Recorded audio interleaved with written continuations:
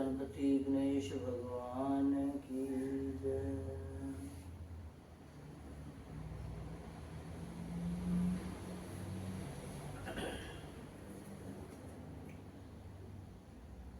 कन्हैया ले चल परली पार, कन्हैया ले चल परली पार, जहाँ विराजे राधा रानी, जहाँ विराजे राधा रानी, अलबेली सरकार, कन्हैया ले चल परली पार, सांवरिया ले चल परली पार, गुण अवगुण सब तेरे अर्पण, गुण अवगुण सब तेरे अर्पण, पाप पुण्य सब तेरे अर्पण, पाप पुण्य सब तेरे अर्पण, ये जीवन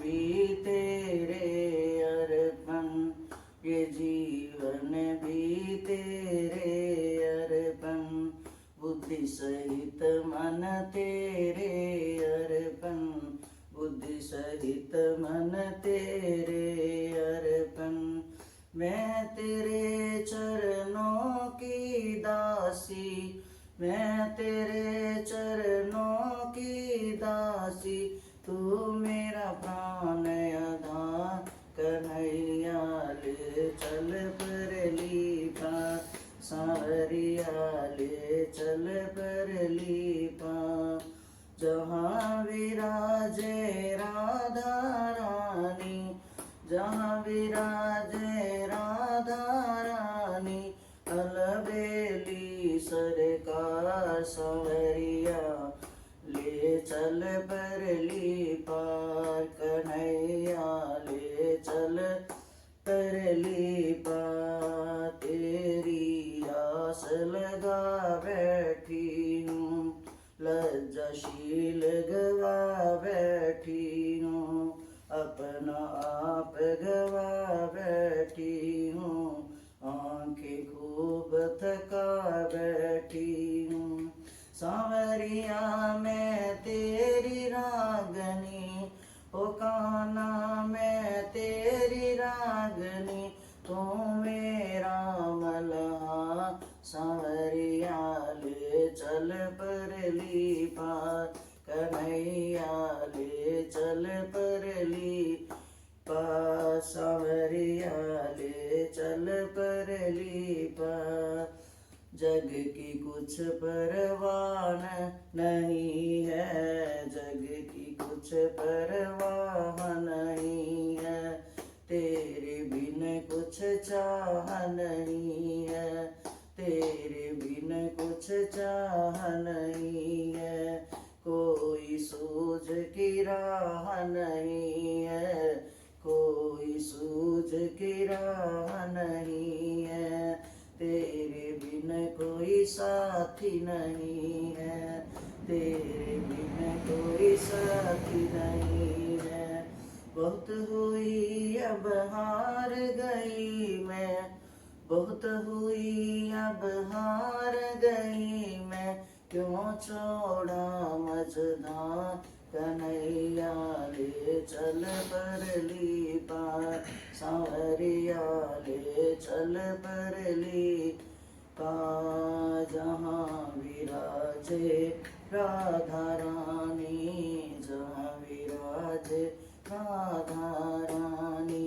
अलबेली सरकार, कन्हैया ले चल परली पार, सांवरिया ले चल परली पार, आनंद धन यहाँ बरस रहा है, पत्ता पत्ता हर्ष रहा है, आनंद धन वहाँ बरस रहा है, पत्ता पत्ता हर्ष रहा है, पी पी के कोई तरस रहा है, पी पी कर कोई तरस रहा है, कृष्ण तुम्हें ही तरस रहा है, तुम्हें पाने को तरस रहा है। मेरे प्रीतम मेरे मांझी, मेरे प्रीतम मेरे मांझी, कर दो बेड़ा पार कन्हैया, ले चल परली पार, सांवरिया ले चल परली पार। जहाँ विराजे राधा रानी, जहाँ विराजे राधा रानी, अलबेली सरकार कन्हैया, ले चल परली पार, सांवरिया ले चल परली पार।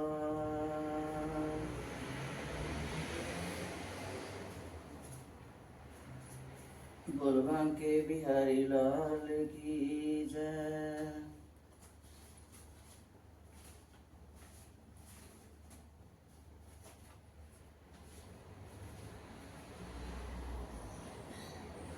अजब हैरान हूँ भगवान, तुम्हें क्यों कर रिझाऊं मैं, कोई वस्तु नहीं ऐसी जिसे सेवा में लाऊं मैं। करूं किस तरह आवाहन कि तुम मौजूद हो हर जगह, निरादर है बुलाने को अगर घंटी बजाऊं मैं।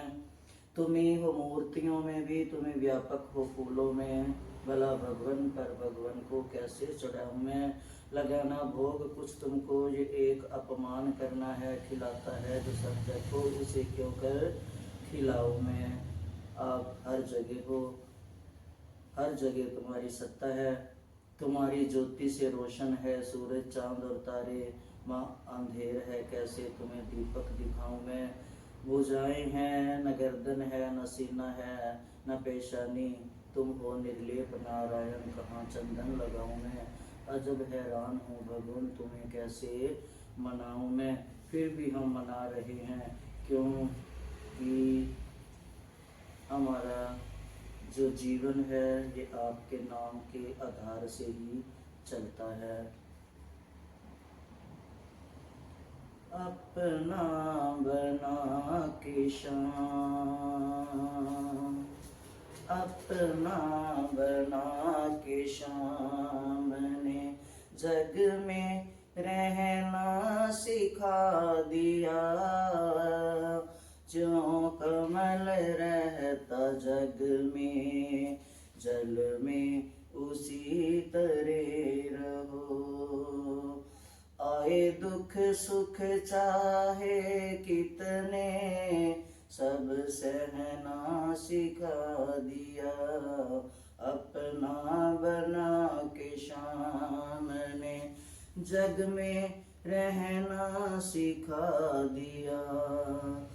जितने भी प्राणी हैं जगत में, सबके अंदर मैं ही हूँ। जितने प्राणी हैं जगत में, सबके अंदर मैं ही हूँ। श्याम ने हमें जग में सबसे प्रेम करना सिखा दिया। काम कर दुनिया के सारे, मन से मुझको याद कर। काम कर दुनिया के सारे, मन से मुझको याद कर। फल की इच्छा न कर कभी भी, ये हमें बतला दिया। अर्जुन को शुरू से यही कह रहे हैं भगवान कि कर्म कर, फल की इच्छा त्याग दे, कर्म कर। फल की इच्छा न कर कभी भी, ये हमें बतला दिया। अपना बना के श्याम ने हमको जग में रहना सिखा दिया। जो यहाँ आया है बंदे, एक दिन यहाँ से जाना है। जो यहाँ पर आया बंदे, एक दिन यहाँ से जाना है। आत्मा की अमरता का, आत्मा की अमरता का भेद गीता में बता दिया, अर्जुन को समझा दिया। अपना बना के श्याम ने हमको प्रेम करना सिखा दिया, अपना बना के श्याम ने हमको। जो शरण आता है मेरा मुझको जान कर। हे अर्जुन, जो शरण में आता मेरा मुझको जान कर। मैं हूँ उसका, वो है मेरा, ये हमें बतला दिया। मैं हूँ उसका, वो है मेरा, ये हमें बतला दिया। श्याम ने हमको जग में रहना सिखा दिया। बात सच्चे मन से और मन हो जा उन प्रभु की शरण। सच्चे मन से हो जा अर्जुन तू मेरी अब शरण में। बातों ही बातों में अर्जुन रूप को रूप अपना दिखला दिया। बातों ही बातों में अर्जुन को रूप अपना दिखा दिया। गीता में समझा दिया। क्या कहूँ कैसे कहूँ प्रभु लीला आपकी अपार। अर्जुन कहता है प्रभु मैं क्या कहूँ, मेरे को तो कुछ समझ में नहीं आ रही, आप क्या समझा रहे हो, आपकी लीला इतनी अपरंपार है, मेरे दिमाग में नहीं बैठ रहा कुछ। भगवान ये भी कह रहे हैं वसुदेव सर्वम, लेकिन कुछ भी भगवान की समझ। अर्जुन कहता है कि मेरी कुछ भी समझ में नहीं आ रहा। प्रभु क्या कहूँ कैसे कहूँ, प्रभु आपकी लीला अपार। हमसे जीवों को तारने को अपना रूप दिखा दिया। गीता का पाठ पढ़ा दिया। ओ भला सबका यदि ये धारणा उर में धार लो। ओ भला सबका सदा यदि गीता मन में धार लो। क्या है सुंदर ढंग से प्रभु ने हमें समझा दिया। श्याम ने गीता पढ़ा कर हमको अपना बना लिया। गीता की वाणी को समझा, जग में जीना सिखा दिया। जग में जीना सिखा दिया। बोल श्री कृष्ण भगवान की जय। यदि हमको गीता का सहारा या केशव तेरे चरणों का सहारा मिला न होता, न जाने हम किधर जाते, हमारा क्या होता। शुभ शुभ कामनाएं उठा करती सदा मन में, कर्म निष्कर्म करने का ढंग आपने बता दिया। गहन प्रतिकूलता की लू में हम सारे झुलस जाते, सहन करने का ये मंत्र गीता ने बता दिया कि भगवान को मन में रखकर नाशवान संसारिक के विषयों की आंधियों तूफानों अंधेरियों से बचते चलो और प्रभु का नाम जपते चलो, गीता को धारण करो। ये ही भगवान ने समझाया है। प्रभु इतनी कृपा की है, थोड़ी और कृपा करो कि ये जो जीवन है बीत चुका है, अब जो थोड़ा रहा है उसको संभाल लें। तो क्या है हमारी प्रार्थना, हे नाथ अब तो ऐसी दया हो, हे नाथ, क्योंकि आप दीनानाथ हो, करुणा निदान हो, करुणा करने पर हो जीवों को। आप कहते हो ना कि मैंने जीवों को इतना स्वतंत्र छोड़ा हुआ है कि अगर वो कुछ कर करके अंत समय मरते समय भी मेरा नाम ले लेता है तो मैं सब कुछ माफ करके उसको अपने शरण में ले लेता हूँ। आप इतने दयालु हो तो आप हमारे ऊपर कृपा करो। हे नाथ अब तो ऐसी दया हो, हे नाथ अब तो ऐसी दया हो, जीवन निरर्थक जाने न पाए, जीवन निरर्थक जाने न पाए। ये मन न जाने क्या क्या बनाए, ये मन न जाने क्या क्या बनाए, दिन रात कुछ बन न पाए, प्रभु मेरे बनाए कुछ बन न पाए, प्रभु मेरे बनाए। संसार में ही आसक्त रहकर दिन रात अपने मतलब की कहकर, संसार में आसक्त ही रहकर दिन रात अपने मतलब को कहकर, सुख के लिए दुख लाखों सहकर, सुख के लिए लाखों दुख सहकर, ये दिन अभी तक यूं ही गवाए। हे नाथ अब तो ऐसी दया हो, हे नाथ अब तो ऐसी दया हो, जीवन निरर्थक जाने न पाए, ये जीवन निरर्थक जाने न पाए। ऐसा जगा दो फिर सो न जाऊं, अपने को निष्काम प्रेमी बनाऊं। ऐसा जगा दो फिर सो न जाऊं, मैं अपने को निष्काम प्रेमी बनाऊं। क्योंकि आप अर्जुन को बार बार यही कह रहे हो कि हे अर्जुन, निष्काम योग, निष्काम योग, निष्काम पे आप इतना उसको जोर दे रहे हो, तो हम भी अपने आप को ऐसा प्रेमी बनाएं कि निष्काम भगत, निष्काम भक्ति, निष्काम गीता का पाठ, निष्काम पाठ पूजा करें कि जिसका फल आपके हाथ में हो, चाहे जो देना।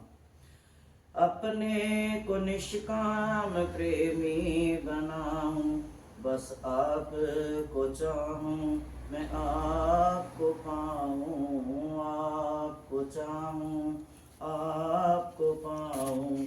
संसार का भय रह कुछ न जाए, संसार का भय रह कुछ न जाए। हे नाथ अब तो ऐसी दया हो, हे नाथ अब तो ऐसी दया हो, जीवन निरर्थक जाने न पाए, जीवन। क्योंकि आपने जो हमारे को स्वास्थ्य की पूंजी देकर भेजा है वो तो खत्म होने को है। ऐसे एक अनजान बच्चे की तरह जैसे रतन को कंकर समझ के फेंक देता है, ऐसे हमने अपने अनमोल स्वास्थ्य को बिखेर दिया, फेंक दिया, संभाला नहीं। अब प्रभु आपकी कृपा और आपकी दया अगर हमारे ऊपर हो, थोड़ा आपका प्रेम हो, तो इतनी कृपा करो कि जो अब श्वास बचे हैं उनको संभाल कर आपकी भक्ति, आपकी सेवा, आपके भक्तों के साथ बैठकर आपके सामने गुणगान करने पर ही बिताएं, ऐसे वैसे ना बताएं। नर्तन व्यजोग्य तदोष करम कर लूं, अपने हृदय में सद्भावना को मैं भर लूं। व्ययोग्य तदोषत करम मैं कर लूं, अपने हृदय में सद्भावना भर लूं। नर्तन है साधन भव सिंधु तर लो। भगवान बार बार अर्जुन को यही कह रहे हैं कि ये जो मानव जीवन है, ये ही 84 लाख जो पीछे भुगत के आए हैं उसका पश्चाताप करने के लिए भी, और जो आगे मिलनी है 84 लाख, ये उसका उद्धार करने के लिए भी ये मानव जो चोला है, ये मिला है। इस पे इसके साथ इसको बरत कर अगर तू कर्म करता है, तू चाहता है तो दानव बन, चाहता है तो मानव बन, अगर चाहता है तो परमात्मा का सच्चा भक्त बन। ये तेरे हाथ में है, क्योंकि मैंने तो तेरे को ये जो नर्तन साधन दिया है, जैसे भव सागर से तरने के लिए किश्ती है, कि वो हमारे ऊपर है कि चप्पू किधर को चलाना है, किनारे पे जाना है या बीच में डूबना है या पार जाकर दूसरे देश में जाना है, ये हमारे ऊपर है। ये नर्तन है साधन भव सिंधु तर लूं, ऐसा समय फिर आए न आए। नर्तन है साधन मैं भव सिंधु तर लूं, ऐसा समय फिर आए न आए। हे नाथ अब तो ऐसी दया हो, ये जीवन निरर्थक जाने न पाए। हे नाथ मुझको निरअभिमानी बना दो, दारिद्र्य हर लो दानी बना दो। हे नाथ मुझको निरअभिमानी बना दो, दारिद्र्य हर लो दानी बना दो। आनंदमय गीत वाणी सुना दो, आनंद गीता वाणी सुना दो। गीता के लायक हमको बना दो, गीता के वचनों को मन में मैं धारूं। गीता की वाणी को पढ़ूं और गाऊं, गीता से अपना मैं जीवन सुधारूं। गीता को गाऊं, गीता को मानूं, गीता पढ़ूं ऐसा ज्ञानी बना दो। मैं हूँ तुम्हारी आशा लगाए, सुनो मेरे केशव जो चाहो बना दो। सुनो मेरे माधव जो चाहो बना दो। बस मेरी तो यही अभिलाषा है कि हे नाथ अब तो ऐसी दया हो, ये जीवन निरर्थक जाने न पाए, ये जीवन निरर्थक जाने न पाए। बोल बांके बिहारी लाल की जय। आज है श्री गीता का 8वां अध्याय, जिसको कहते हैं अक्षर ब्रह्म योग। ओम श्री परमात्मने नमः। आज अर्जुन वास से शुरू होता है। कल तक भगवान अर्जुन को यही कह रहे हैं कि वासुदेव सर्वम, कि हे कृष्ण, हे कृष्ण यही कह रहे हैं अर्जुन को कि तुम सब में मुझको जान और अपने दिल के संशय को निकाल और युद्ध कर। आज फिर अर्जुन दुख में भी कितने गुस्से से सवाल नहीं पूछ रहा, गुस्से से कोई भी प्रश्न नहीं, कितनी बुद्धि से और बिना गुस्से के कितने ज्ञान से प्रश्न पूछता है। आज भी अर्जुन ने भगवान से एक श्लोक में 7 प्रश्नों के उत्तर मांग लिए। कितना बुद्धिमान, प्रश्न करना सीखें तो अर्जुन से उत्तर देने वाला तो है ही मालिक त्रिलोकीनाथ का, उसके उत्तरों की तो क्या कहना। अर्जुन क्या कहते हैं? अर्जुनोवाच किम तद ब्रह्मा किम अध्यात्म किम कर्म पुरुषोत्तम आदिभूतम च किम प्रोक्तम आदिदैवम किम मुच्यते आदि जगना कथम को अत्र दे अस्मिन् मधुसूदन प्रयाण काले च कथम ज्ञो असि नियतातम भी।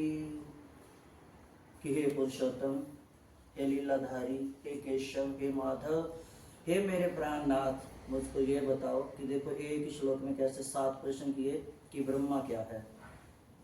अर्जुन कहते हैं कि हे भगवान, मुझे बताओ कि ब्रह्मा क्या है, अध्यात्म क्या है और कर्म क्या है। जबकि भगवान उसको पीछे 7 अध्यायों में यही बता रहे हैं, कर्म अकर्म विकर्म सत्कर्म, सब कर्म का ही बता रहे हैं। फिर भी आज अर्जुन पूछ रहा है देखो अर्जुन की इससे जिज्ञासा का पता चलता है कि एक एक उसको जो नहीं समझ रहे, एक एक शब्द का प्रश्न बनाकर भगवान से उत्तर ले रहा है।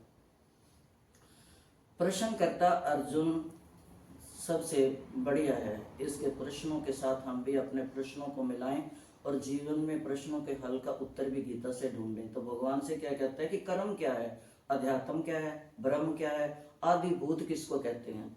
कि हे केशव, और आदि देव किसको कहा जाता है, यहाँ आदि यज्ञ कौन है, वह इस देह में कैसे है। हे मधुसूदन, वशीभूत अंतकरण वाले मनुष्यों के द्वारा अंत काल में आप कैसे जाने जाते हैं। देखो कितने तरीके से भगवान ने गंभीर प्रश्नों के उत्तर भगवान से मांगे हैं। और भगवान तो भगवान है। भगवान क्या कहते हैं, श्री भगवानोवाद। भगवान कहते हैं अक्षरम परम ब्रह्म परमं स्वभावो अध्यात्म उच्यते भूत भावो भव करो विसर्गा कर्म संचिदा। भगवान बोले कि परम अक्षर जो है वो ब्रह्म है। देखो पहला अक्षर क्या निकला था, ओम। ओम ही है ना, जो सब जिसमें से सब वेद निकले हैं। तो कहते परम अक्षर ब्रह्म है। और परा प्रकृति कल भी था, परा और अपरा शक्ति। परा प्रकृति जीव को अध्यात्म कहते हैं। प्राणियों की सत्ता को प्रकट करने वाला त्याग कर्म कहा जाता है। फिर आगे कहते हैं कि अर्जुन, देहधारियों में श्रेष्ठ अर्जुन क्षर भाव अर्थात नाशवान पदार्थ जो आदिभूत है, पुरुष अर्थात हिरण्य गर्भ ब्रह्मा आदि देव है। और इस देह में अंतर्यामी रूप से मैं ही अधिजग हूँ। कि जो आदिजग तूने पूछा है वो मैं हूँ। जैसे जल है, उदाहरण समुद्र लगा लो। अब क्योंकि मेरे को तो समुद्र के नजदीक हो तो समुद्र की ज्यादा याद आती है और समुद्र के भाव उठते हैं। बोल समुद्र देवता की जय। जैसे समुद्र है, अब समुद्र में से जब भाप उठती है तो बादल बनते हैं। अब बादल बनते हैं तो है तो अलग क्रिया, लेकिन है तो उसी जल में से उठे ना, समुद्र तो वही है। कहते अर्जुन जैसे जल तत्व है उससे भाप बनकर बादल बनते हैं।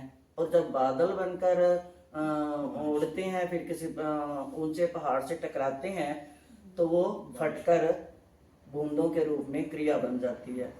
और अगर वो किसी बर्फ वाले इलाके से हो रही है तो वो ओले बन के गिर रहे हैं, है ना। लेकिन दिखते अलग अलग हैं। और है क्या, जल है तो वो समुद्र का जल ही। उसको अलग अलग, कहीं ओले, कहीं बर्फ, कहीं बूंदे, कहीं कुछ, कहीं कुछ, वास्तव में एक ही है। तो परमात्मा कह रहे हैं इसी तरह, जैसे मैंने कल बताया था ना कि बोई गेहूं है, बाद में भी गेहूं है, बीच में जो हरा हरा घास है वो क्या कहता है किसान की मेरी गेहूं खा गया बैल या गाय। तो ऐसे ही भगवान कहते हैं कि जल वही है, उससे अलग अलग जो चीज बनता है उन्हीं के अलग अलग नाम है। अब क्या कहते हैं, भगवान कहते हैं कि वास्तव में परमात्मा तत्व जो वो ब्रह्मा है। अध्यात्म और कर्म आदि भूत आदि देव आदि यज्ञ जो तूने पूछे हैं वो भिन्न भिन्न रूपों में देखते हैं। जैसे अब बर्फ जम गई, अगर हम पानी को उबाल देंगे तो गर्म पानी भाप बन जाएगा, है ना। तो कहते हैं अलग अलग भिन्न भिन्न दिखते हैं, वास्तव में एक है। परमाणु रूप से जल जो है, ये जो जल है ये ब्रह्मा है। क्योंकि ब्रह्मा पैदा करने, अगर जल ना होता तो भाप कैसे बनती, बादल कैसे बनते, बूंद कैसे आती, बर्फ कैसे बनती। कहते हैं जो पानी है ये जो मान लो वो है ब्रह्मा। और जो भाप रूप से भाप बन के ऊपर उड़ रहा है वो आदि यज्ञ है। कहते भगवान देखो कितना, उसके प्रश्न भी देखो एक ही श्लोक में उसने कितने 7 प्रश्नों के उत्तर मांग लिए। और भगवान भी देखो कैसे भी क्या समझा रहे हैं। भगवान कहते हैं कि ब्रह्मा तो पानी हो गया, और जो भाप है वो आदि यज्ञ हो गया। और जो बादल रूप से जल ऊपर उड़ता है और बरसता है वो क्या है, वो आदि देव है। और जो बूंदों के रूप में गिरता है नीचे वो अध्यात्म है। और वर्षा की जो क्रिया वो तो कर्म है। वर्षा का आना जाना तो कर्म है ना। और बर्फ के रूप में जो जल है वो अधिभूत है। परमात्मा के इसी समग्र रूप के लिए गीता में आया है वासुदेव सर्वम।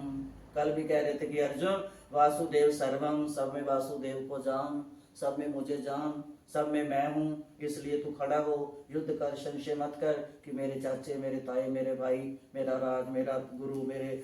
तो कहते संशय को त्याग और युद्ध कर, और मुझ में मन और बुद्धि अर्पित करने वाला तू निस्संदेह मुझे ही प्राप्त होगा। तो ये शोक ना कर कि मैं नरक में जाऊंगा, मुझे पाप लगेगा, ऐसा मत सोच। भगवान कहते हैं कोई भी ऐसा समय नहीं है जिसमें अंतकाल मृत्यु ना होने वाली हो। अब हमें नहीं पता, दिन वही है 7, समय वही है दिन और रात दोपहर। अब पता नहीं हमें, ये परमात्मा को पता है, हमारे को पता नहीं है हमारी कौन से पल, कब, किस दिन, किस वार, किस तिथि को, कितने बजे हमारी मृत्यु है, हम शरीर छोड़ेंगे। जिससे वह भगवान को प्राप्त होगा। तो वो भगवान कहते हैं हमें पता नहीं है, फिर भी हमें इतना तो पता है कि हमने मरना है। ये तो निश्चित है कि हमने मरना है, जो जन्म है वो मरेगा। समय का नहीं पता ना कब मरना है, किस दिन जाना है। इतना तो पता है कि मरना है। जब इतना पता है कि मरना है, आज नहीं तो कल, क्या पता ये श्वास हमारा आखिरी हो। तो भगवान कहते हैं कि श्वास श्वास को अपने नाम से जोड़कर श्वास श्वास नाम जब, पता नहीं कौन सा श्वास हमारा आखिरी होगा। अब भगवान कहते हैं, कृष्ण देखो कितने चतुर रूप से भगवान पूछते हैं अर्जुन से, अर्जुन भगवान से कहते, भगवान यहाँ पर तो युद्ध हो रहा है, युद्ध की बात करो, आप आगे आगे कुछ कुछ और ज्ञान पे चल पड़ते हो। तो कहते अब युद्ध है, प्रसंग युद्ध का चल रहा है, आप बातें मेरे को और बता रहे हो। युद्ध में नाम कैसे लिया जाए, भगवान को याद कैसे किया जाए, अगर याद करना है तो युद्ध कैसे होगा। अब देखो अर्जुन की बुद्धि कहाँ अटकी, कहाँ पर सवाल किया अर्जुन ने, है ना। युद्ध के मैदान में मेरे को वो समझाओ जो युद्ध करूं, और जबकि सबसे भगवान यही समझा रहे हैं युद्ध का, फिर भी अर्जुन कह रहा है कि प्रसंग तो युद्ध का चल रहा है, निरंतर भगवत स्मरण करते हुए युद्ध कैसे करूंगा। अगर युद्ध करता हूं तो निरंतर भगवत स्मरण कैसे होगा। तो भगवान क्या कहते हैं, आगे कहते हैं, जैसे एक याद करते हैं, एक याद होता है, याद करना, जैसे टीचर ने एक लेसन दिया होमवर्क में ये याद करना है, वो हो गया याद करना। एक होता है याद रहती है, याद रहती है जो सदा रहती है, उसको याद रही थी तभी तो उसने लेसन याद किया कि मैडम ने ये लेसन दिया, वो याद करना है, वो तो हमेशा रहती है। करना, याद करना, वो जो लेसन याद करना है वो याद करना पड़ता है। तो भगवान कहते हैं जो अहंता जो याद रहती है ना, वो हमारे हृदय में बैठी होती है। अब जैसे कोई बचपन से, कैसे समझाऊं, जैसे मान लो बड़ा बेटा है या बड़ी बेटी है, उसका नाम हमारे मुख से चढ़ा हुआ होता है। अगर हम छोटे बच्चे को बुलाते हैं तो बड़े का नाम निकलेगा। लड़की हो तो चाहे ससुराल में गई हो ना, घर में किसी को काम बोलना है तो उसका नाम निकलेगा। क्यों निकलेगा, कि उसका जो अभ्यास है शुरू से हमारी जुबान पर चढ़ा हुआ है, उसको याद करना नहीं पड़ता, वो याद अंदर हमारे बस गई है। भगवान कहते हैं ऐसे ही जिसने मेरी सत्ता को समझकर, मेरे को समझकर शुरू से ही कि भगवान के हैं, हम भगवान के लिए काम कर रहे हैं, भगवान ने हमारे को भेजा है, भगवान ने, फिर हमने भगवान के पास वापस जाना है, जो मेरे को सदा निरंतर याद रखता है और याद रखकर अपने काम को करता है, और वो यही सोचता है, स्वीकार कर लेता है, दृढ़ रूप से अपने हृदय में बांध लेता है कि हम भगवान के हैं, हम भगवान के भेजे हुए आए हैं, हम भगवान के हैं। तो फिर वो चाहे कोई भी कार्य करता हो, अर्जुन को यही इशारा कर रहे हैं, चाहे तू युद्ध की बात कर रहा है चाहे युद्ध कर। अब उदाहरण की तरह सुनाऊं, जैसे मान लो एक बच्चा स्कूल में बैठा है, एक कर्मचारी दफ्तर में बैठा है, और एक गृहिणी बहू रसोई में काम कर रही है। मालिक दे गया है ये काम कर ले कर्मचारी को, और बच्चों की क्लास में मास्टर अगर 2 मिनट बाहर चला गया, बच्चों को बोल गया भी ये याद करो, और बहू को मान लो उसकी सास या उसका पति बोल गया भी ये बनाना है। अब अगर वो बहू ये सोच के रहे तो वो बना नहीं पाएगी टाइम पर। जिस बहू को पता है कि रोज इतने बजे मेरे पति ने आना है, इतने बजे मेरे पति ने आना है, या ससुर ने आना है, या खाना खाने वालों ने आना है, तो वो क्या करेगी, जो सही है वो इधर उधर सफाई भी करती जाएगी और रसोई का काम भी करती जाएगी। जैसे दाल रखी सिम पे, दाल भी बन रही है, ध्यान किचन में भी है और ध्यान उसका झाड़ू सफाई में भी है। अगर उस टाइम कोई आ जाता है उसकी आव भगत भी करेगी, उसको टाइम भी देगी, उसके साथ बातचीत भी करेगी, चाय पानी भी पूछेगी, लेकिन ध्यान फिर भी उसका रसोई में है कि दाल जल ना गई हो। उसके पास बैठी बैठी वो समय का सदुपयोग कर लेगी और कुछ नहीं, मसाला बना के काट लेगी, उसके पास बैठे बैठे बातें भी करती रहेगी और वो दाल का मसाला भी तैयार कर लेगी। क्यों वो कर रही है कि उसको पता है कि वो जो मैंने रसोई का काम करना है, वो आने वाले हैं, उनके लिए बनाना है, तो उससे अलग के उसको चिंता करने की जरूरत नहीं ना। अगर उस लापरवाह होगी जिसके अंदर, वो भगवान दो बातें कह रहे हैं ना, एक तो याद रहता है, एक करना पड़ता है। वो याद रहने वाली बात है गृहिणी के ऊपर, उसको याद है, उसका कर्म है ये कि इतने बजे नाश्ता बनाना है, इतने बजे रोटी बनानी है, इतने बजे कपड़े धोने। अगर वो औरत लापरवाह है तो उसके साथ बातें करती रहेगी, तो बाद में आदमी या ससुर को बोल देगी, अरे आज वो आ गई थी ना, उसने टाइम खराब कर दिया, मैं बना नहीं पाई। तो ये क्या हुआ? ये तो एक बहाना है। जो औरत अपने कर्म को सही समझ कर करती है तो रसोई का काम भी सही होगा, जो आया उसके पास भी बैठेगी, सारे काम सही हो जाएंगे ना, क्योंकि उसके दिल में है भावना कि मैंने ये कर्म सही करना है। ऐसे ही कर्मचारी को अगर मालिक बोल के गया तो ये करना है, इतनी पेमेंट दे देनी है, इतना ऑर्डर करना है, अगर वो उसके मन में नहीं ना भावना अपने मालिक के प्रति या अपने कर्म के प्रति, तो वो ढील ढोल कर देगा। अगर उसका सही है, आप अपने से जमाओ, अगर हमने दुकान पे नौकर रखा हुआ है, अगर वो सही है, वो अपने सही कर्म कर रहा है, भगवान को अंदर जानकर अपना कर्म सही कर रहा है, आप चाहे देखो ना देखो, वो कर्म अपना सही करेगा, कोई गलती नहीं करेगा। तो आपको पता चल जाता है कि ये कैसा है, निश्चिंत रहोगे। अगर ऐसा वैसा हो तो आप जब छोड़ के कहीं मजबूरी जाना भी हो ना, तो मन में डर लगा रहेगा, छोड़ तो आए हैं उसको, वो पता नहीं अब संभाले ना संभाले, गड़बड़ ना हो जाए, चिंता रहेगी ना। तो ऐसे भगवान कहते हैं जो याद तो हमेशा रहती है, करना उसको पड़ता है जो लापरवाह होता है। अब जो बच्चा टीचर है, एक ही बुक होती है, बुक भी वो है, लेसन भी वो है, और बच्चे 15-20 की क्लास है मान लो। अब मास्टर सुना रहा है, अब या तो बच्चा वो सुनेगा ध्यान से जो मास्टर क्या कह रहा है, टीचर क्या कह रहा है, जिसका गुरु शिष्य का नाता कि गुरु क्या समझा रहे हैं सुनो, या वो सुनेगा ध्यान से जिसको होगा कि पढ़ूं मैं, कुछ आगे बढ़ूं। जो बच्चे को होगा क्या पोथी लेके बैठे रहे, मास्टर रोज यही सुनाता रहता है। अब 20 बच्चे जो पढ़ रहे हैं, पढ़ाने वाला एक है, बुक एक है, लेसन वही चल रहा है, समझा भी वही रहा है, अब उसमें से 2 ही सुन रहे हैं, 20 नहीं सुन रहे, तो कसूर किसका है? पढ़ाने वाले का नहीं है। तो भगवान ऐसे ही कहते हैं कि अर्जुन, एक याद करना पड़ता है, एक सप्ताह याद रहती है चीज, याद वो रहती है जो हमारे मन में बसी हुई हो। जैसे बड़े बच्चे का नाम हमारे मन में बसा हुआ होता है, वो कहीं भी चला जाए हम उसका नाम, अब पतिव्रता औरत है, अब उसको क्या रोज याद करना पड़ता है ये मेरा पति है, सपने में भी उसमें ये मेरा पति है। अब बच्चे को रोज थोड़ी सुबह उठ के सिखाना पड़ता है, तू याद कर आज तेरा पापा ये है वो है, अब मैं ब्राह्मण हूँ, मैं क्षत्रिय हूँ, मैं उसका बेटा हूँ, ये मेरा नाम है, रोज थोड़ी सिखाना पड़ता है, क्योंकि उसको याद है कि मैं किसका बेटा हूँ, मैं ब्राह्मण हूँ, मैं कौन हूँ। तो भगवान कहते हैं एक याद हमेशा अंदर रहती है और एक याद करते हैं। एक याद जो है हृदय में बैठ जाती है, वो भूलती नहीं है, वो है जो सच्चे साधक सच्चे हृदय से दृढ़ता पूर्वक स्वीकार कर लेते हैं। तो वो जो है वो कभी भी भूलती नहीं है, भगवान कहते हैं वो सदा निरंतर बनी रहती है। तो जिसकी याद मेरे साथ बनी हुई है कि मैं भगवान का हूँ, भगवान ने मेरे को एक कर्म करने के लिए भेजा है, उस कर्म को मैं भगवान के लिए ही करता हूँ, वो चाहे नींद में भी हो चाहे जागा हो, उससे कभी कोई गलत काम प्रभु कहते मैं होने नहीं देता।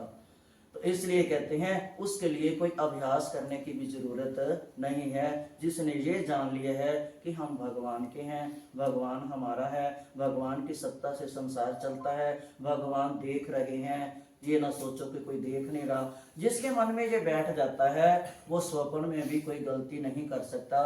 ये कहते स्वीकृति है, ये तो हमारी स्वीकृति है, करनी चाहिए, इसको स्वीकार करना चाहिए। जो इन बातों को स्वीकार कर लेता है, भगवान कहते हैं अर्जुन को, वो कभी भी गलत नहीं कर सकता, चाहे युद्ध का मैदान हो और चाहे कीर्तन का स्थान हो। कितना प्यार से समझा रहे हैं। फिर कहते हैं हे पृथानंदन, अभ्यास योग से युक्त और अन्य का चिंतन ना करने वाले, चित्त से परम दिव्य पुरुष का चिंतन करता हुआ शरीर छोड़ने वाला मनुष्य उसी को प्राप्त होता है। अब भी हम कहते हैं ना, जब प्राण त्यागने लगता है तो कहते हैं इनको दूर कर दो, रिश्तेदारों को, सगे संबंधियों को थोड़ा दूर कर दो कि इसका जो चित्त है उसके चित्त में अब यही वासना ना रहे। तो कहते हैं, भगवान कहता है कि मैं तो इतना वो करता हूँ कि अगर जो तेरी चीज की इच्छा हो अंत समय में, अगर तू मकान की भूख में मरा है तो मैं कहता हूँ जा अब अगले जन्म में जा कोठियां बना और रह। अगर कोई धन की चाह में मरा है तो मैं बोलता हूँ जा अब तू वैभव ले, इच्छा पूरी कर देता हूँ। बोलते मैं तो जो शरीर छोड़ते समय और इतनी स्वतंत्रता देता हूँ कि सारा अगर जीवन, तो उन्हें कहता है देखो भगवान कितने दयालु हैं, कितनी छूट देते हैं कि तूने अगर सारी जिंदगी में कुछ नहीं किया फिर भी मैं तेरे को एक मौका देता हूं कि अंत समय में, देखो भगवान गीता में कह रहे हैं कि अंत समय में जो मन से चिंतन निकलता है उसी के अंदर मैं डाल देता हूं, उसी योनि में तेरे को डाल देता हूं। तो कहते हैं कि मैं जो मेरा चिंतन करते हुए शरीर छोड़ता है उसको मैं अपने धाम में अगले जन्म में बुला लेता हूँ, अपने भक्तों में उसको बिठाता हूँ, फिर उसको अपना धाम देता हूँ। और जो स्वर्ग कहते जो दान पुण्य करते हैं बहुत ब्रह्म पद तक को भी पा जाते हैं, इतना दान करते हैं, इतनी भक्ति करते हैं, लेकिन फिर भी कहते ब्रह्म पद को भी छोड़ना पड़ता है। कभी ना कभी जब हमारे पुण्य खत्म हो जाएंगे, जो हमने संचित किया हुआ धन था दान से या देव पूजा से, तो जब खत्म होगा फिर हमारे को आना पड़ेगा। तो कहते हैं ना ब्रह्मा भी बार बार मरते हैं लेकिन भगवान कभी मरते नहीं हैं। तो इसलिए भगवान कहते हैं मैं अजन्मा हूँ क्योंकि मैं कोई इच्छा नहीं करता, इच्छा से रहित हूँ। बाकी ब्रह्म पद भी छोड़ना पड़ता है। और जो शासन करने वाला सब पर, कहते हैं सब पर शासन तो मेरा ही है। अब प्रधानमंत्री जो है उसकी जो मानने वाले मानते हैं, जो नहीं मानने वाले नहीं मानते। ऐसे भगवान कहते हैं शासन करता मैं हूं और सूक्ष्म से सूक्ष्म रूप में देखता हूं। कहते हैं हमारे अंदर दो पक्षी हैं, एक जीव रूप भगवान में और एक जीव रूप हम हैं। भगवान जो है हमारे को देख रहे हैं हमारे अंदर बैठकर कि हम क्या कर रहे हैं। जैसे दो पक्षी एक पेड़ पर बैठे हो, तो कोई दाना खा रहा है तो दूसरा पक्षी उसको देख रहा है, पता नहीं कहाँ से लाया क्या खा रहा है। ऐसे भगवान रूपी जो जीव पक्षी हैं वो हमारे को देख रहे हैं हम क्या कर रहे हैं, वो सूक्ष्म रूप से देखते रहते हैं। तो उसी रूप से फिर हमारे को कहते अंत में वो हमारी ये जो जूनिया है उसमें डालते हैं।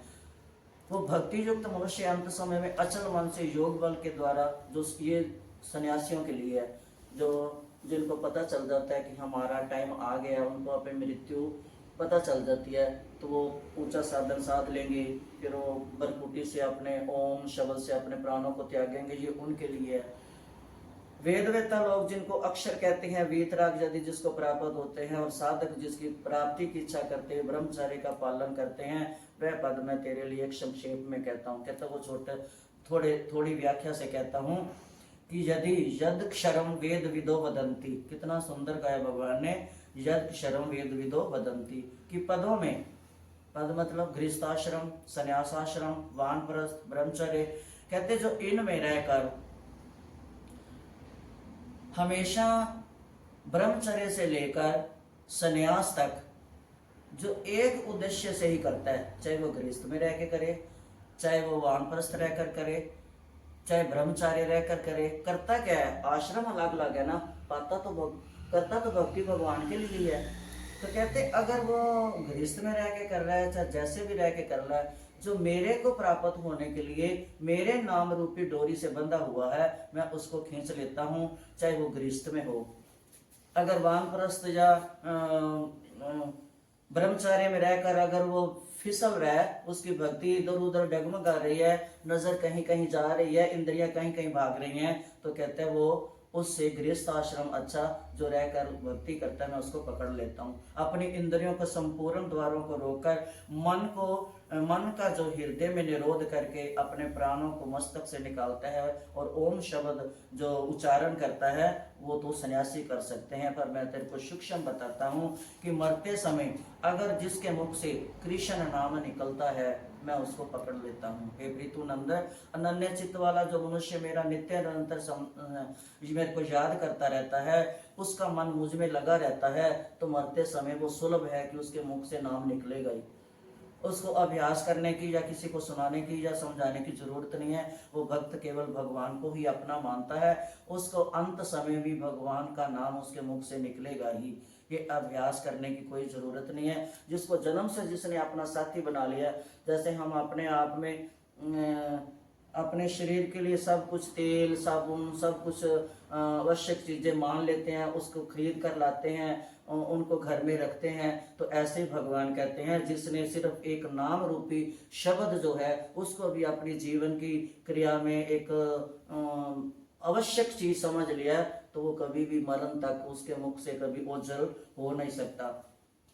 तो कहते हैं जो जिस बात को पकड़ता है अंत समय में उसी में जाता है। तो फिर भगवान को कहते हैं नित्यशा, कि मेरे को नित्यशा का अर्थ बताओ। नित्यशा क्या है? भगवान कहते हैं अर्जुन, नित्यशा मतलब है ना, कहते हैं ना अन्य चेता सततम यो माम समरति नित्यशा तस्याम सुलभ पारथ नित्य युक्त योगिना। फिर कहते हैं भगवान मेरे को सततम का अर्थ क्या है? अन्य चेता सततम। भगवान कहते हैं सततम उसको कहते हैं कि जिस दिन से साधक ने जिस बात को पकड़ लिया, आज हमने ठान लिया है कि हमने 5 मिनट भगवान को देने हैं, तो वो फिर हम लगातार 5 से 7 भगवान करा ले, 10 करा ले, 15 करा ले, 20 मिनट करा ले, वो उससे सततम बढ़ता जाना वो भगवान के हाथ है। हमने ठान लिया कि हमने अब 5 मिनट भगवान के लिए बैठना है। जिसने हमारे को 24 घंटे ही जीवन दिया है उसके हम 5 मिनट उसको दे दे, तो वो कहते हैं यह सततम। अब कहते हैं नित्यशा क्या है? नित्यशा का अर्थ क्या है? समरति नित्यशा। भगवान कहते हैं नित्यशा का अर्थ है, देखो एक एक अक्षर का अर्थ पूछा है अर्जुन ने। कहते हैं नित्यशा का अर्थ है कि जब से नींद खुले, जब से जागो सुबह, तब से लेकर रात को जब तक गहरी नींद ना आ जाए, समझो हमारे को गहरी नींद आने वाली है, तब तक अपने मन में नाम का स्मरण करते रहें। नींद खुले तो क्या बोले कि हे भगवान हम तो मरे हुए थे, हम रोज मरते हैं। जिसको मरना कहते हैं ना भगवान, उसको सोना कहते हैं कि आ थक गया तू दुनिया के धंधे कर करके, आजा सो जा मेरी गोद में, आराम कर। अब तेरे को कल फिर नवा धुआ के नए कपड़े पहन के किसी दूसरे चोले में बेचूंगा। तो भगवान कहते हैं वो हम रोज मरते हैं रात को, तो भगवान का शुक्र करें कि हे भगवान हम तो मरे हुए थे, हमारे को कोई पता नहीं था, आपने हमारे को उठाया और हम उठे हैं, नींद खुली है। तो उस समय से याद करते करते भगवान को रात को नींद सोने तक भी, जब तक अभी है कि अभी नींद नहीं, अभी हम जागे हुए हैं, जब तक गुड़ नींद आएगी अपने आप बंद हो जाएगा, तो हम नाम जपते रहें। तो भगवान कहते हैं चाहे देश कोई भी हो, कहते हैं ना जिस देश में विदेश में परदेश में रहो, राधा रमन राधा रमन राधा रमन कहो। गीता में कह रहे हैं भगवान खुद कह रहे हैं, तू काल देश वस्तु कुछ न कर, जिस काल में जिस हाल में जिस चाल में रहो, राधा रमन राधा रमन राधा रमन करो। जिस स्थिति में जिस परिस्थिति में उपस्थिति में रहो, राधा रमन राधा रमन राधा रमन कहो। भगवान कहते हैं चाहे कोई देश हो, काल हो, वस्तु हो, व्यक्ति हो, घटना हो, कुछ भी हो, कोई भी अवस्था हो, कोई भी परिस्थिति हो, उसमें आदि में परिपूर्ण होने से प्राणी मात्र को नित्य प्राप्त होता है कि वह अपने नाम को जपता रहे। वो तो उसमें तो कोई बहाना ही नहीं चलना चाहिए कि आज ये था इसलिए मैंने जपा, आज ये था इसलिए मैंने जपा नहीं है। तो भगवान कहते हैं यहाँ अपने को सुलभ बताते हैं। भगवान कहते हैं मैं तो बहुत सुलभ हूँ, तू भजले जहां भी है। और एक शिष्य था वो बोलता, उसको इतना नाम उसके अंदर समा गया था, तो वो जब फ्लश में जाता तो उसका नाम मुंह से निकलने लगता, तो जीभ को पकड़ लेता। एक दिन एक ने देख लिया तो बोलते गुरुजी ये ऐसे करता है। तो गुरुजी ने बोला ऐसे क्यों करता है, तो जीभ को क्यों पकड़ता है? बोलते गुरुजी वहां पर थोड़ी राम का नाम लो। और गुरुजी ने सोचा इसकी इतनी स्थिति आ गई है, इसको ये भी ज्ञान है कि यहाँ नाम नहीं लेना, अपनी जीवा को पकड़ लेता है। तो गुरुजी ने बोला कि तू अब इसको मैं समझाऊं, कभी इसके मन से ये ना निकले आज यहाँ छोड़ दे कल को बाहर भी छोड़ दे। तो भगवान शिष्य गुरु जी ने बोला, शिष्य तू ऐसे सोच कि अगर उस समय तेरे प्राण निकल जाए बाथरूम में तो फिर क्या करेगा। अब कईयों का सुनते हैं ना, बाथरूम में प्राण निकल गए। तो भगवान कहते कोई भी जो है जगह है वो मेरे से खाली नहीं है। तू भगवान का नाम मत छोड़, जीवा को पकड़ मत, जीवा को चलने दे। अगर जीवा एक बार रुक गई, प्रवाह रुक गया, तो हो सकता है कल को तेरे को पकड़ना बड़ा मुश्किल हो जाएगा भगवान का नाम। तो इसलिए छोड़ मत। इसलिए भगवान कहते हैं जिस काल में, जिस देश में, जिस वेश में, जिस भाषा में, जिस परिभाषा में, जिस अभिलाषा में रहो, पर राधा रमन कहो। तो फिर भगवान कहते हैं, फिर अर्जुन कहता है अगर इतना सुलभ है तो सबको प्राप्त क्यों नहीं होता। देखो कितने सवाल करता है, एक सवाल का जवाब अभी भगवान का पूर्ण नहीं होता और दूसरा उसने कैसे प्रश्न आगे ढूंढ के रखा होता है। बोलता भगवान फिर ये मेरे को समझाओ, अगर इतना सुलभ है, सबको मिल सकता है, सब जगह मिल सकता है, तो फिर सबको क्यों नहीं मिलता। तो वही आगे ना जो मैंने पहले बताया कि 20 बच्चे अगर वैसे बैठे हैं स्कूल में, वही टीचर है, वही लेसन है, वही बताने वाला है, वही बुक है, सब कुछ वही है, और सुनने वाले दो ही हैं, दो ही पास होते हैं, फर्स्ट आते हैं। तो वही है भगवान, वो अर्जुन को कहते हैं कि ठीक है सुलभ है मेरा, पर सुलभ उसी को लगेगा ना जो मानेगा, जो जानने की इच्छा करेगा प्रभु क्या है तो कुछ भी नहीं, 4 अक्षर में है प्रभु के। अगर हम ये जान लें हम कौन है, छोटी सी उदाहरण है, हम कौन है, कभी अकेले बैठ के सोचे हम कौन है। हम ये ना सोचे कि नारी है नारे हैं, सिर्फ ये सोच आध्यात्मिक तरफ से जिज्ञासा बन के बोल रहे कि हम कौन है, हम कहाँ से आए हैं और कहाँ जाना है हमने, इसके बाद हमारा क्या बनेगा। तो इन प्रश्नों में हमारे सारे उत्तर मिलेंगे। तो जब हम एकांत में बैठ के सोचेंगे कुछ अंदर से हलचल मचेगी, अरे तो फिर हमने वापस भी जाना है, हमने उस प्रभु के पास जाना है। देखो हम ये जो हवाई यात्रा करते हैं तो टिकट वापसी होती है ना, टिकट जब कराते हैं वापसी की होती है ना साथ, है ना। तो जब हमारे को भगवान ने भेजा हुआ है, उसने वापसी टिकट दे के भेजा हुआ है, इस तारीख को इतने बजे 1 मिनट 1 पल आर पार नहीं करता हो, और उतने दिन के लिए हमारे साथ खाने पीने का उसने सामान हमारी मुट्ठी में बांध के भेजा हुआ है। भगवान ने हमारी मुट्ठी में हमारी किस्मत को बांध के भेजा है कि इतने साल के लिए, जितने साल के लिए हमारे को भेजा है, उसने वापसी टिकट, आए हैं तो जाना भी है। अगर ये जान लें कि भगवान ने हमारे को भेजा है, इतने अच्छा सुंदर शरीर देके, इतना अच्छा हमारे को आंखें ना, वो बेचारे सो देखो जिनकी आंखें नहीं है, उनसे पूछो जिनके पैर नहीं है, उनसे पूछो जिनके हाथ नहीं है, उनके माँ बाप से जाके पूछो जिनके बच्चे मंद बुद्धि हैं। सब कुछ है लेकिन मंद बुद्धि है। तो ये है भगवान ने हमारे को सब कुछ दे के भेजा है और हमने वापस भी जाना है। तो ये सोच लें तो शायद हमारे में कुछ जिज्ञासा प्रभु पाने की लालसा, तड़प, लगन लगे और हम उसको जाने, और जानने की नहीं रह जाती, फिर मानने भी लगेंगे, नहीं भगवान हमने तो बहुत गलतियां की, तेरे को तो हमने ये सोचा ही नहीं कि तूने हमारे को इतना कुछ दे के भेजा है, अब हम जाएंगे तो हमारे से हिसाब पूछेगा। अब एक बाप को कितना गुस्सा आता है, या माँ को कितना, माँ किसी बच्चे को चीज लेने भेजे, अगर वो हिसाब नहीं देगा तो कितना थप्पड़ भी लगा सकती है उसको। अरे तेरे को मैंने 100 का नोट दे के भेजा था, क्या लेके आया बता, तेरे को पता नहीं चलता इतने की चीज है, इतने हिसाब नहीं करके, गुस्से होती है ना, हो सकता है गुस्से में थप्पड़ भी लगा दे। तो वो जो भगवान है, जो माँ रूपी भगवान है, हमारी माँ बाप, जिसने हमारे को थैला भर के भेजा हुआ है मुट्ठी में, भी इतना खा के आइयो, इतना कमा के आइयो, इतना करके आइयो, और वो योग्यता बच्चा जो होगा, वो जो अगर बाप कोई पूंजी छोड़ के जाता है, कोई बच्चा उसको उजाड़ देता है, कोई बच्चा उसके साथ और 10 गुना बढ़ाता है ना। तो ऐसे ही तो जो एक मेरे को याद आ गया इससे, एक सेठ था, बहुत धनी था, इतना धन था, तो उसने सोचा कि अब मेरे बाद जो बेटा है इतना नालायक सा है, पता नहीं चला पाएगा कि नहीं चला पाएगा। अब उसको अपनी पत्नी से बोला कि मेरे को तो ये डर है कि ये संभाल पाए कि ना संभाल पाए। अब माँ तो माँ ही होती है, ममता की मूर्त होती है। माँ बोलती नहीं नहीं आप ऐसे क्यों सोचते हो, मेरा बेटा बड़ा होनहार है, संभाल लेगा। बोलते ठीक है मैं इसकी ना परीक्षा लेता हूँ। तो देखो एक बाप परीक्षा ले सकता है, तो जो असली बाप है वो हमारी कितनी परीक्षा लेगा, है ना। तो वो कहता है कि मैं ना देखता हूँ, एक दिन वो बीमार हो गया, ठीक होने का नाम ही नहीं हो रहा, कई डॉक्टर आ गए।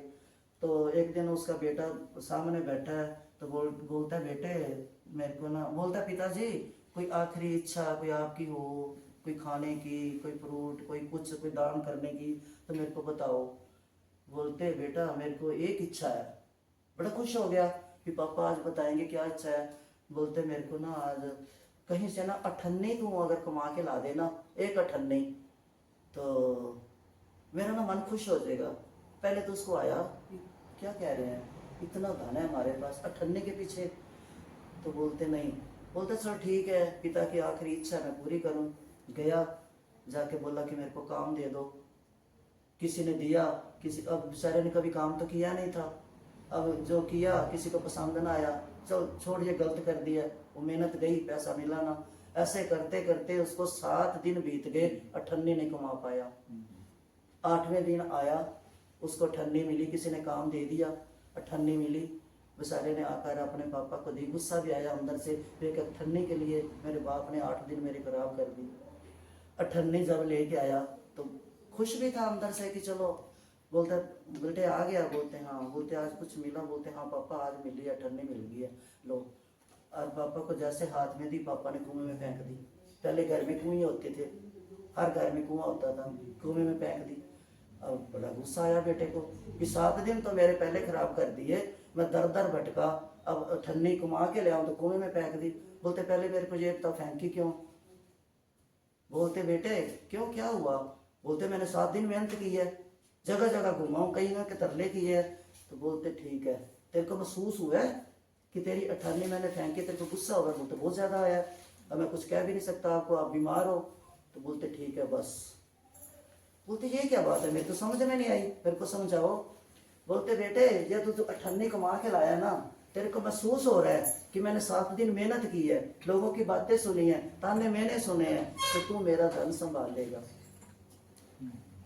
तेरे को पता चलेगा कि मेरे बाप ने कैसे कमाया है, पता नहीं कितनी कितनी की बातें सुनी होगी, रातों जागा होगा, कई नौकर छोड़ के भाग भी गए होंगे, कहीं लेके भाग गए होंगे, पता नहीं कैसे उसने इतना बिजनेस संभाल के मेरे लिए संभाला। तू संभाल लेगा, अब मैं चैन से मर पाऊंगा।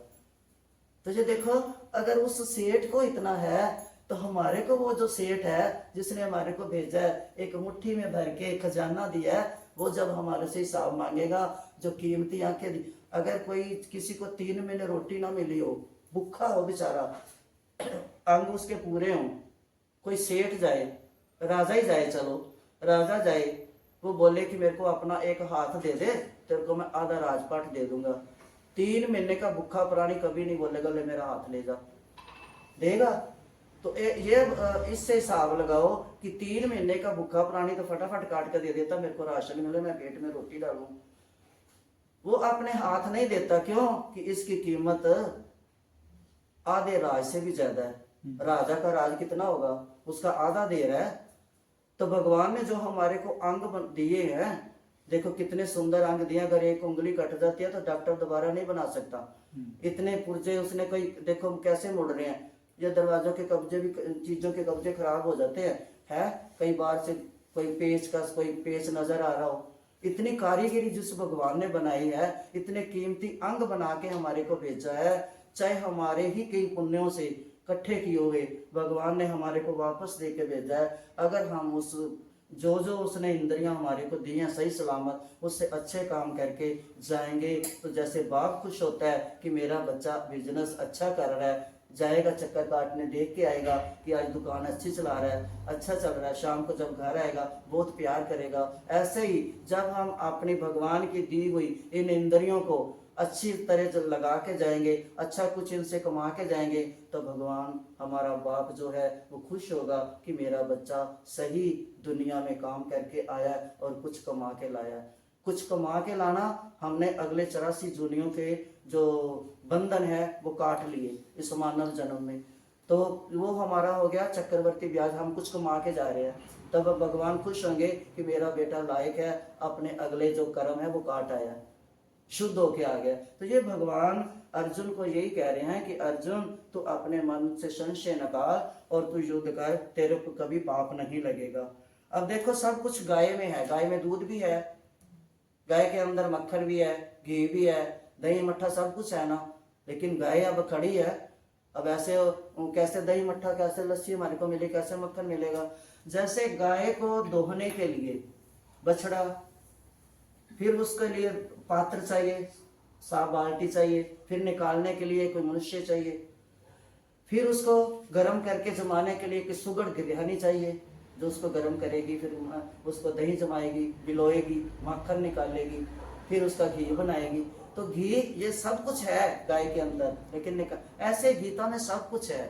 गीता में भगवान ने अर्जुन को बछड़ा बनाकर गीता रूपी गाय से जो दूध दोहा है, जो ये माखन निकाला है, गीता की वाणी क्रांतिकारी जो गीत है प्रभु का, ये एक माखन है। माखन कितना स्वाद लगता है। और माखन देखो क्या है, वो चिपकता भी नहीं है किसी को, और किसी चीज में बाल गिर जाए दिखता नहीं है। माखन में बाल गिरे तो कैसे निकल जाता है, उसको लगता भी नहीं है माखन। तो माखन को भगवान मन को भी माखन की संज्ञा दी है कि ऐसे मन को अगर माखन की तरह हम बना ले तो ये संसार के जो विषय विकार हैं ये चिपकेंगे नहीं। जब हमारे मन को ये विषय विकार चिपकेंगे नहीं तो हमारा मन ये लाभ हानि में भागेगा ही नहीं। हमारा मन जो है वो हमेशा परमात्मा में ही रहेगा। तो इसलिए भगवान कहते हैं कि ये जो गीता जो है, ये गीता तेरे जो 45 मिनट का गीत है युद्ध के समय में। अर्जुन कह रहे हैं ना कि भगवान युद्ध की बात हो रही है और आप और मेरे को सुना रहे हो। तो भगवान कह रहे हैं ना युद्ध, कहता भी युद्ध कैसे करूंगा, अगर युद्ध करूंगा भगवान का नाम नहीं निकलेगा, भगवान का नाम निकलेगा युद्ध नहीं होगा। तो भगवान कहते हैं जिसने करना है, वो मैंने पहले बताया ना कि जो स्त्री रसोई का करना है ना जिसने, वो बात भी कर लेगी, किसी का अटेंड भी कर लेगी और काम भी कर लेगी। ऐसे भगवान कहते हैं युद्ध कर मन में मेरे को रख। मारूंगा मैं, तेरा तो नाम है, तेरा तो मैं नाम कर रहा हूं, तेरा नाम दुनिया में करूंगा। कि अर्जुन ने धर्म विजेता युद्ध किया, धर्म युद्ध किया। तो भगवान कितना बार बार समझाते हैं, और अर्जुन के प्रश्न कितने सुंदर हैं जो भगवान से पूछता है। और भगवान कितने प्यारे हैं जो अपने शिष्य को, देखो हमारे को क्रोध आ जाए, लड़ाई हो, तो हमारे मुंह से क्या निकलेगा? गालियां, बद्दुआएं, या थप्पड़ मारेंगे, या एक दूसरे की तरफ चीज फेंकेंगे, यही होगा ना। और ये भी तो युद्ध है। और उस युद्ध में, उस युद्ध के एक चिंताग्रस्त जीवन में उसके मन में से क्या सुंदर भाव निकल रहे हैं। प्रश्न भी सुंदर सोच के कर रहा है। शायद उसने, अर्जुन ने यही सोचा कि जो मैं प्रश्न कर रहा हूं, कल के कल युग के अर्जुन जो हैं वो प्रश्न करेंगे, फिर उथल पुथल ना हो उसमें। और देखो इसीलिए तो ये गीता 3 जगह चली थी। जब कुरुक्षेत्र में महाभारत हुआ था, जहां पर महाभारत का अंत होता है वहीं से भागवत शुरू होती है। जहां पर महाभारत का ये आधा हिस्सा है उसमें गीता बनी है, और जहां पर महाभारत का अंत होता है वहां पर भगवान की भागवत निकली है। क्योंकि जब युद्ध में परीक्षित तो बचा था, उत्तरा का बेटा, बाकी तो सब उन्होंने मार दिए थे। अश्वत्थामा ने सोए हुए द्रौपदी के बच्चों के सिर काट लिए थे। अभी तक अश्वत्थामा को, इसलिए तो भगवान ने उसको श्राप दिया था, उसकी मणि निकाल ली। अभी तक भी उसका रोग जो है, माथे का जो ये वो घाव है, ठीक नहीं हुआ। कईयों को दिखते हैं। ये उधर है बंगाल साइड में, कहते हैं कोई आश्रम है, कोई बहुत बड़ी पहाड़ी है जिस पे रहते हैं वो, बहुत बड़ा पहाड़ है ऊंचाई पे। कहते हैं अभी भी इतने बुजुर्ग हैं लेकिन अभी भी कहते कईयों को दिखते हैं, अभी भी उनका जो जख्म है कुछ क्षेत्र में कईयों को दिखे हैं, हमारे कुछ क्षेत्र में। तो भगवान कहते हैं कि ये जो गीता है 45 मिनट का, जब युद्ध हुआ था अर्जुन को सुना रहे थे भगवान। एक लोरी जैसे रोते हुए बच्चे को, बिलखते हुए बच्चे को सुनाती है, तो ऐसे भगवान रोते बिलखते अर्जुन को, जिसने बिल्कुल ये कह दिया कि मेरा शरीर कांप रहा है, अर्जुन केशव मेरा गंडीव गिर रहा है, मेरी आंखों के आगे अंधेरा आ रहा है, मेरा सिर चकरा रहा है, मेरे को पता नहीं क्या हो रहा है, मेरे को जैसे बुखार हो रहा है, मेरे से खड़ा नहीं हुआ जा रहा, मैं तो बैठ रहा हूँ, युद्ध नहीं करूंगा, सारे मेरे अपने हैं, इनको मार के कहाँ जाऊंगा, नरक में जाऊंगा, मेरे को पाप लगेगा, ये इतने मारूंगा, इतनी औरतें विधवा होंगी, मेरे को पाप लगेगा, मैं भीख मांग कर खा लूंगा, मैं युद्ध नहीं करूंगा, इतना रो रहा है। और अर्जुन भगवान उसको गीता सुना रहे हैं। तो भगवान उस बच्चे को कहीं कहीं से बटोर कर पुराणों से उपनिषदों से जो 700 श्लोक जो हैं भगवान ने 45 मिनट में सारे शास्त्रों का निचोड़ लेकर एक प्रेम गीत के रूप में अर्जुन को सुनाया। और उस समय एक जगह कुरुक्षेत्र हो रही थी, दूसरी जगह दिल्ली में। दिल्ली में संजय धृतराष्ट्र को सुना रहा है, और तीसरी जगह वेद व्यास जी और गणपति जी। वेद व्यास जी ने गणपति जी को बोला जल्दी कर जल्दी कर, क्योंकि जितने भी लिखते हैं ना, लिखने में भगवान गणेश जी हैं, इनकी कलम चलती है। जब परशुराम ने इनका एक दांत तोड़ा था तो बोलते ठीक है इसमें महाभारत लिखूंगा, मेरी कलम बनेगी।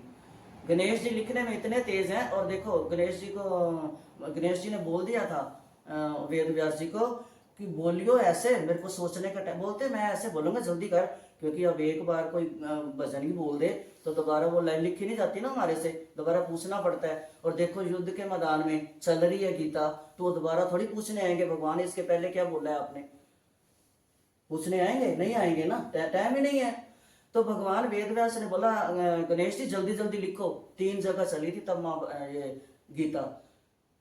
अब उन्होंने तो गाई थी, ये आई कैसे हमारे पास, ये कभी हमने सोचा ही नहीं। उन्होंने तो गीत गा दिया, ये आई कैसे थी? ये व्यास देव जी ने गणेश जी को बोला कि लिखो इसको, फटाफट लिख लो, ये गीत दोबारा नहीं बोलेगा। क्योंकि महाभारत युद्ध तो एक ही बार ही होता है ना, धर्म युद्ध तो बार बार नहीं, धर्म युद्ध तो होते रहते हैं, लेकिन धर्म युद्ध एक ही बार। तो कहते लिख। तो गणेश जी ने बोला फिर ठीक है। तो कहते रुकना नहीं कहीं भी। बोलते फिर ठीक है, रुकूंगा तो नहीं मैं, मेरी कलम नहीं रुकेगी, पर आप भी सोच के बोलना, क्योंकि जो एक बार लिखा गया वो मिटेगा नहीं। तो कलयुग के जीव इसी के आचरण पर उतरेंगे, कोई गलती ना हो लिखने में। आप बोलना, पहले ही आप उस शब्द को अपने अंदर संधि विच्छेद कर लो, अपने अंदर उसका व्याख्या कर लो, उसको देखो कितना होगा। एक शब्द को अगर एक जो टीचर है, जो पढ़े लिखे उनको तो पता है ना, एक अक्षर का उत्तर निकालना कितना मुश्किल होता है। और फिर ये भी नहीं पता वो तो प्रवाह बह रहा है, भगवान के मुख से तो गीता का प्रवाह बह रहा है, उसको लिखना कहां पर, तीसरी जगह, तो कितना मुश्किल है, कितना मुश्किल है, सोचो जरा। तो भगवान ने, गणेश जी ने कहा, और भगवान वेद व्यास जी कह तो बैठे। अब देखो सोच के बोलना, जो सदियों से 5-6 हजार तो साल हो गया ना इसको लिखे हुए, तो सदियों से चली आ रही है, कहीं गलती ना हो, सोच के समझ के उसका अर्थ निकाल कर अक्षर का शब्द वो बोल, मेरे को मैं लिखूंगा। तो ये लिखी गणेश जी ने। ये गीता 3 जगह चली थी उस समय, एक जगह नहीं चली थी। तो देखो कितना सुंदर सोच के एक युद्ध के मैदान में गाया हुआ भगवान ने उसको एक क्रांतिकारी गीत जो है, ये अनूठा शास्त्र जो है, आजकल भी कहते महात्मा गांधी तक जब कभी उनको कोई परिस्थिति उनकी ऐसी हो जाती थी तो उनको कोई हल नहीं मिलता था, वो भी कहते गीता को नहाकर खोलते थे आंख बंद करके, फिर जो पेज निकलता था उन्होंने शब्द साफ कहा है गांधी जी ने कि मेरे को इसमें हल मिलता है अपने प्रश्न का। जवाहरलाल को कह रहे थे कि पंडित जी आप गीता पढ़ो, गीता में मेरे को हल मिलता है। इनकी जब बातें होती थी, अब मैंने एक छोटी सी जीवनी पढ़ी थी इनकी, इंदिरा गांधी की, उनमें ये बातें थी। इनका काफी दोस्ती बना था, इंदिरा गांधी को गोद में लिया था महात्मा गांधी ने, तभी तो इंदिरा गांधी नाम पड़ा, नहीं तो वो तो पंडित थे, इंदिरा था उसका नाम। तो ये गांधी जी भी इस गीता को पढ़कर अपने प्रश्नों का उत्तर लेकर आगे जाकर संस्था में बैठते थे। गीता इतना महान क्रांतिकारी शास्त्र है, और गीता प्रेम रस भी है। और निकली किसके मुख से? रसिक। रसिक कौन? रसिया, वृंदावन का रसिया है ना, उसके मुख से निकला हुआ ये रस भरा प्रेम भरा गीत है। अगर इसको प्रेम से गाओ, क्रांतिकारी शास्त्र भी है। क्यों कि इसको अगर पढ़कर हम जीवन की जो संशय है वो भी मिटा सकते हैं। ये अनूठा काव्य है, अनूठा गीत है, प्रेम भरा भाव भरा। अर्जुन को सुनाने के लिए भगवान ने सबको निचोड़कर, मैंने कल भी कहा था, जैसे शहद, मधुमक्खी शहद इकट्ठा करती है, भंवरे के रूप, भंवरा जो है सबसे सुगंध इकट्ठी करता है, ऐसे ही भगवान ने भंवरा रूप बनकर सब शास्त्रों का सार लेकर इस गीता में 700 श्लोकों में जो भरा है, ये एक अनूठा काव्य है, अनूठा शास्त्र है। इसका जो मनन करता है, जो इसको जान लेता है, जिसके अंदर गीता आ जाती है, तो वो कभी भी डूबता नहीं है। डूबेगा कैसे? जब अर्जुन ने भगवान को अपने रथ का सारथी बनाया तो अर्जुन हारा नहीं, भले ही उनका भगवान ने उनका नाम नहीं मिटने दिया, भले ही दुर्योधन ने कितनी बुराइयां की हैं, देखो कितना उनके जो गर्भ में उतरा के गर्भ में बच्चा था उसको भी मार दिया। परीक्षित को भगवान ने बचाया। उसका नाम परीक्षित क्यों पड़ा? कि उसने जब उसकी माँ गर्भ में भगवान की कथाएं सुनाती थी तो उसकी छवि उसकी आंखों में थी, तो उसको ये था जब बाहर निकला तो उसको तो मार दिया।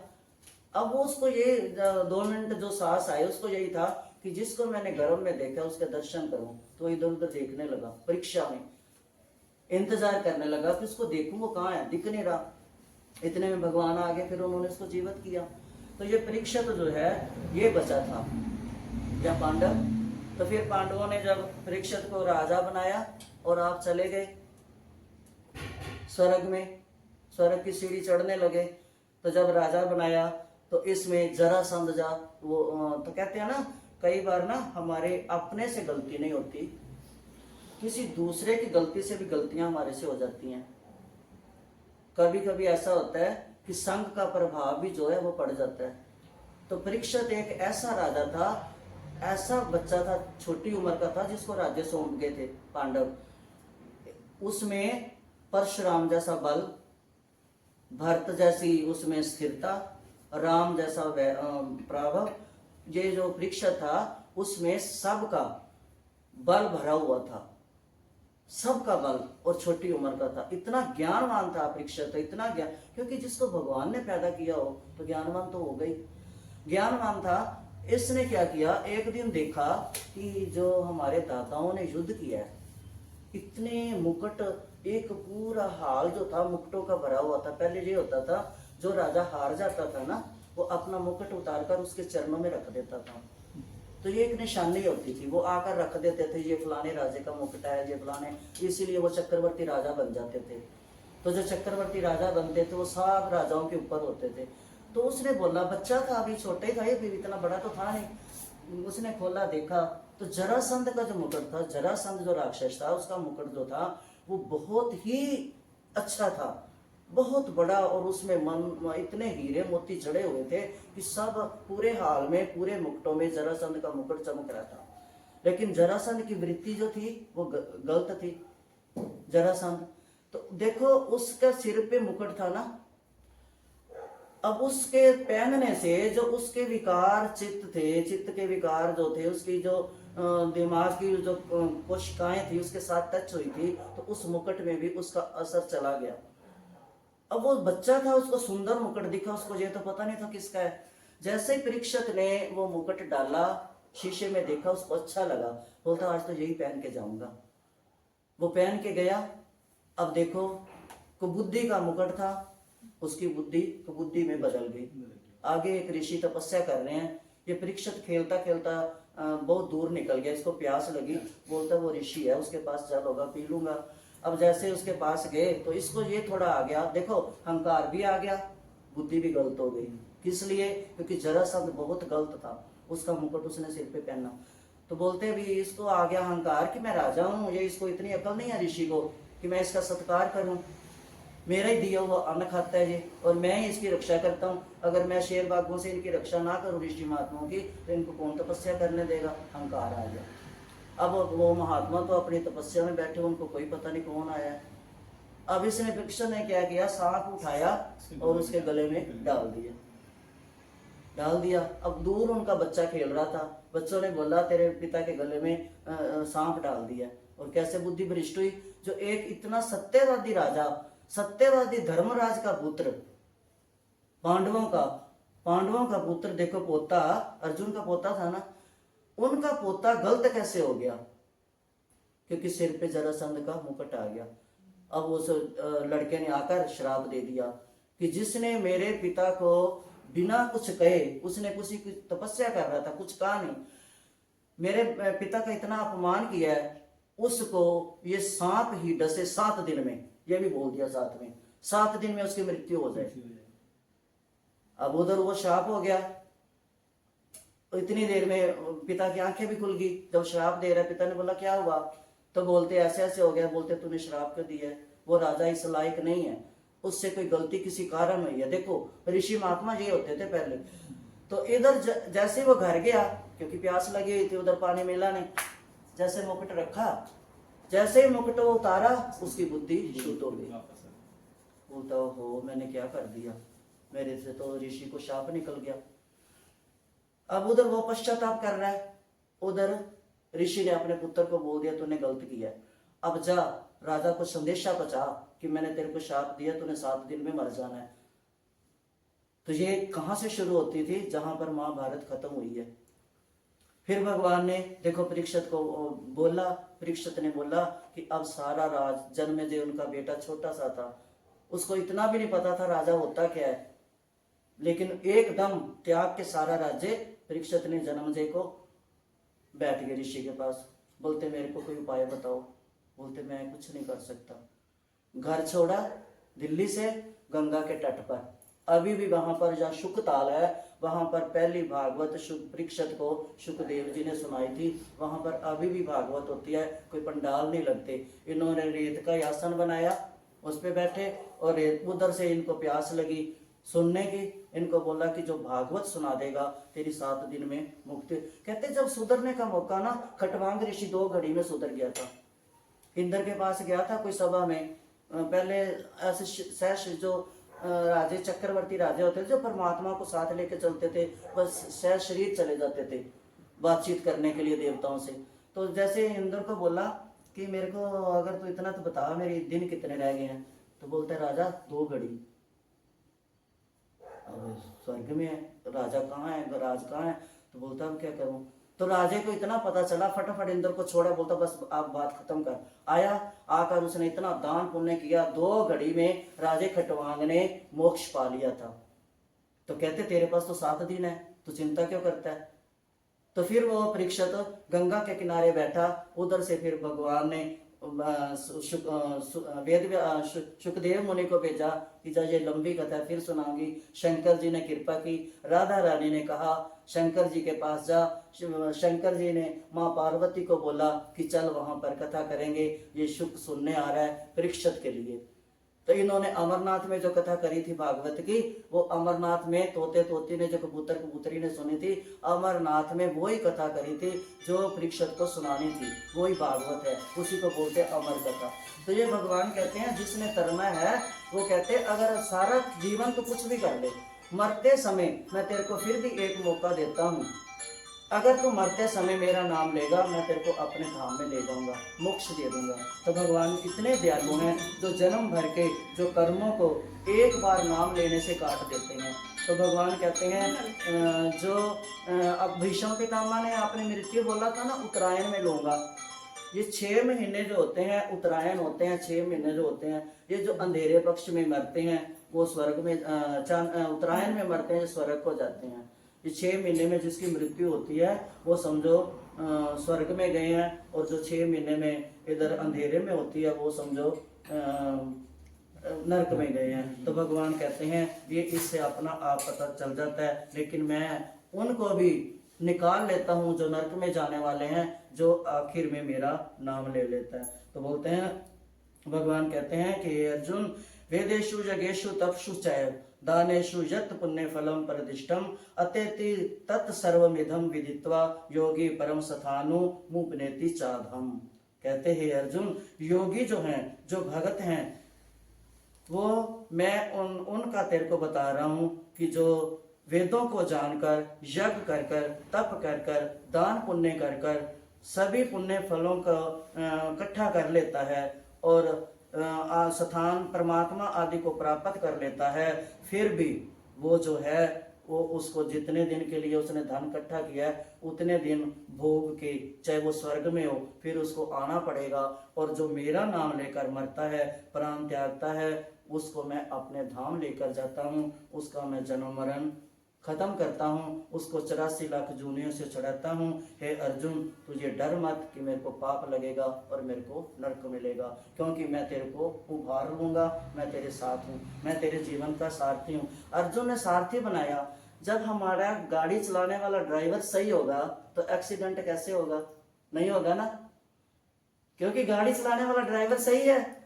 तो जो जिंदगी की गाड़ी चलाने वाला भगवान जब हमारा सारथी बन जाएगा, जिसको अर्जुन ने बना लिया, तो फिर हमारी गाड़ी तो भटक ही नहीं सकती, फिर तो कहीं जा ही नहीं सकती, फिर तो हम सीधे कहाँ जाएंगे?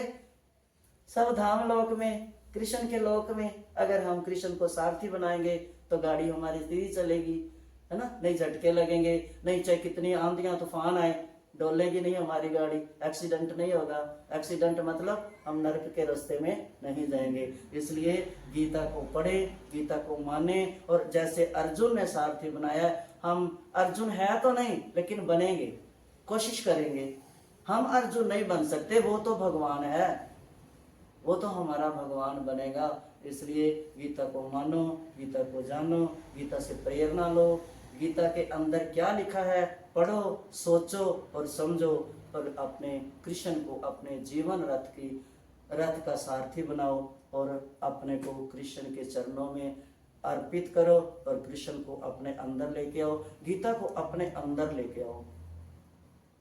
जब गीता रूपी जो मंदिर है हमारे अंदर आ जाएगा, तो हमारे को शांति, हमारे संशय, हमारे विकार रूपी पक्षी जो हैं अपने आप उड़ जाएंगे।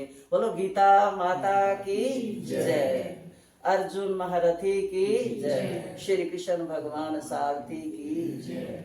बस यही प्रार्थना करो कि हे केशव, हे माधव, हे मुरारी, हे मधुसूदन, हे नंदलाल, हे घटघटवासी, अंतर्यामी, सबके अंतर में बैठे हुए, सबकी जानने वाले, इतनी कृपा करना कि हमारे जीवन की बागडोर अपने हाथों में रखना, कि कहीं हम डोल ना जाएं, क्योंकि हम कलयुगी जीव हैं, भटक ना जाएं।